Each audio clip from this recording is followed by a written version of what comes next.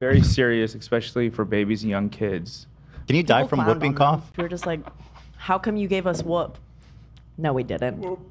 What the whoop? Hope you died from that. Can you die People from clowned whooping on cough? Probably, yeah. That Oh, sounds. there it is. Whoop, there it is. Something about that there it name is. sounds like it's probably pretty awful. Whoopsie doopsie. Sounds like it'd whoop your ass. Whooping cough. Can it be fatal? Very serious, especially for babies and young kids.